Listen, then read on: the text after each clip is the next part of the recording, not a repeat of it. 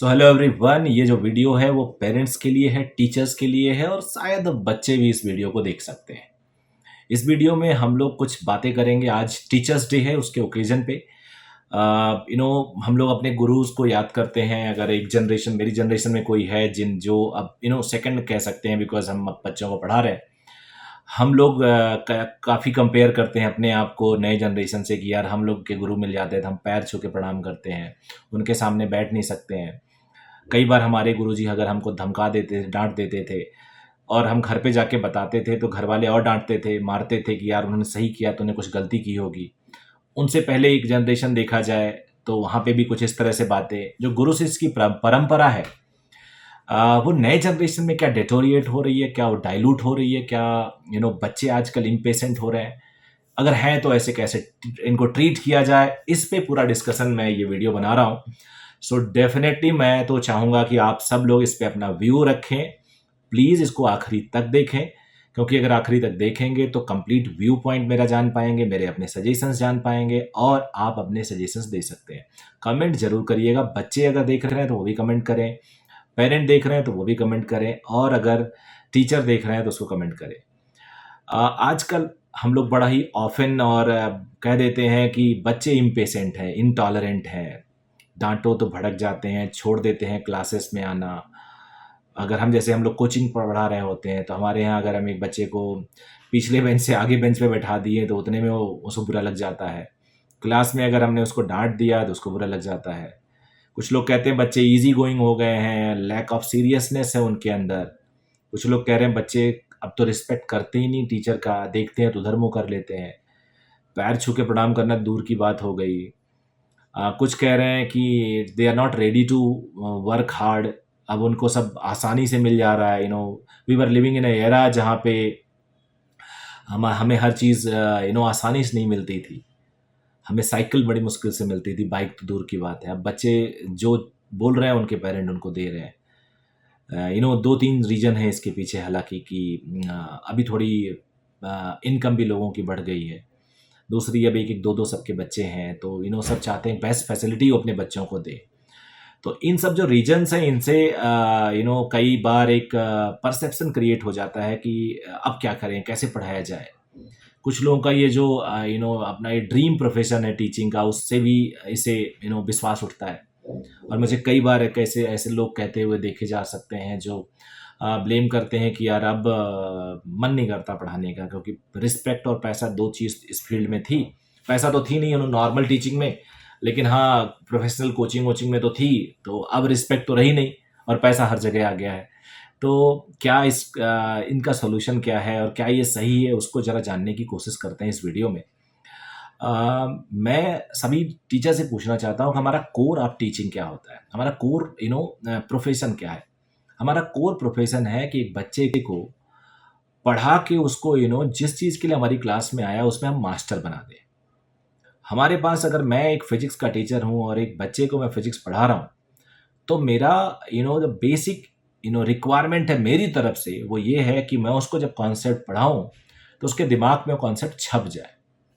अगर वो एक बार रिवाइज करे तो उसको एकदम अच्छी तरह से वो कॉन्सेप्ट आ जाए।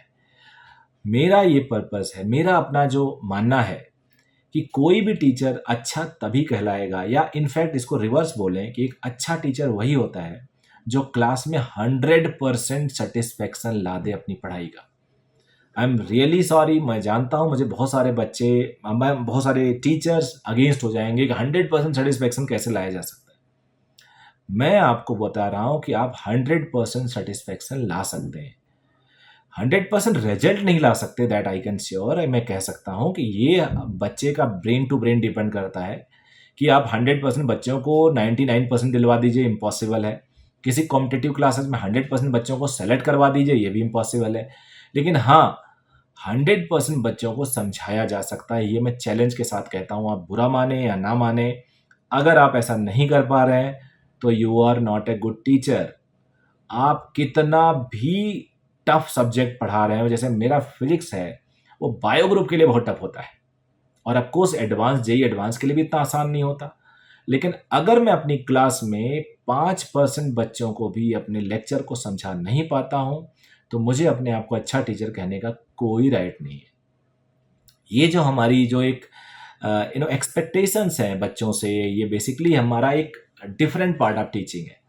हमारा तो टीचिंग का एक पार्ट है कि हम अपनी चीज़ों को बच्चों को अच्छे तरह समझा दें। हमने एक अच्छा काम कर दिया और उस अच्छे काम करने से बच्चे को बेनिफिट हो रहा है। अब बच्चा उसके एवज में हमें रिस्पेक्ट नहीं दे रहा है, हमारी इज्जत नहीं कर रहा है, सीरियसनेस उसके अंदर नहीं है, पेशेंस नहीं है, ये उसकी प्रॉब्लम है, ये हमारी प्रॉब्लम नहीं है। और मैंने ये देखा है कि अगर आप सेल्फलेस तरीके से काम करते हैं तो आज भी 95% बच्चा आपका रिस्पेक्ट करता है। अभी जो तरीका बदल गया है, अभी बच्चा अपने पेरेंट की भी वो पैर छू के वो दंडवत प्रणाम नहीं कर रहा है, लेकिन इसका मतलब ये नहीं अपने पेरेंट को प्यार नहीं करता, करता है वो, लेकिन अभी तरीका बदल गया है। हम नए जनरेशन में जा रहे हैं, हमारे यहाँ हर चीज़ अब फॉरेन से कॉपी हो रही है। हम लोग कहते थे ना पहले हम यूएस से यूरोप पे 20 साल पीछे हैं, तो अभी हम उन्हीं की तरफ चल रहे हैं। हम वो 20 साल पहले जो थे लगभग हम आज वही हैं, या 10 साल किसी किसी फील्ड में तो अब लगभग बराबर हो गए हैं। लेकिन इसका मतलब ये नहीं कि हमारा रिस्पेक्ट कम हो रहा है। वैल्यूज कहीं ना कहीं डिटोरिएट हो रही हैं, फैमिली सिस्टम डिटोरिएट हो रही हैं, but that is a different topic to discuss. फिलहाल जो अगर स्टूडेंट टीचर का रिलेशन है वो अभी भी स्ट्रांग है। हाँ, उसमें उस तरह की जो बॉन्डिंग होती थी वो दोनों तरफ से नहीं है। कहीं ना कहीं उसके लिए टीचर भी रिस्पॉन्सिबल है, कहीं ना कहीं उसके लिए पेरेंट भी रिस्पॉन्सिबल है, कहीं ना कहीं उसके लिए बच्चे भी रिस्पॉन्सिबल है। पेरेंट कुछ चीज़ों को अगर पोर्ट्रे करते हैं कि यार हम पैसे दे रहे हैं तो तुम्हें ये मिलना चाहिए, तो यहाँ पे थोड़ा सा डिटोरिएशन आया है, बट अब भी मेजॉरिटी तरीके से मैं बोलूँगा 90-95% अभी भी वो वैल्यू सिस्टम बचा हुआ है। तो मैं जब किसी से एक बात कर रहा था अपने दोस्त से, तो मेरा ये डिस्कशन हुआ कि why should be worried for 5% if still 90-95% students and parents are respecting us, और वो हमारे अच्छे कामों की हमें वैल्यू कर रहे हैं। और अगर वो नहीं भी कर रहे हैं तो उनकी प्रॉब्लम है। हमारा काम है कि हर बच्चे को 100% सेटिस्फेक्शन देना। और मेरा ये बिलीव है, मैंने ये देखा है, क्योंकि मैं केवल टीचर नहीं हूँ, मैं एडमिनिस्ट्रेटर भी हूँ, मैं मेरे अंडर में कई टीचर्स लोग भी होते हैं, और सबका यही जो ऑब्जर्वेशन है, उन सबको जो ऑब्जर्व मैं करता हूँ, मेरा ऑब्जर्वेशन सब यही है कि अगर आप बढ़िया तरीके से एक बच्चे को समझाते हैं, क्लास को हैंडल करते हैं, अपनी काम अपने ड्यूटीज़ को ईमानदारी से पूरा करते हैं, ऑनेस्टली बच्चे का सिलेबस ख़त्म करते हैं, एक एक बच्चे के डाउट लेते हैं, उनको इनकरेज करते हैं और ज़्यादा पढ़ने के लिए, सक्सेस की तरफ बढ़ने के लिए उनको इनकरेज करते हैं, उनकी नेगेटिविटी से उनको दूर करने के लिए उनको एक रास्ता दिखाते हैं अच्छे करियर की तरफ, और अनबायस्ड तरीके से आप उनको राय देते हैं, तो यकीन मानिए कोई डिटोरिएशन खास नहीं आपको फील होगा। ये उन्हीं को फील होता है जो इस पूरी तरह से डिवोशन में नहीं काम कर रहे हैं। हाँ, एक्सेप्शन है, और एक्सेप्शन ये थोड़ा ज़्यादा हो रहे हैं।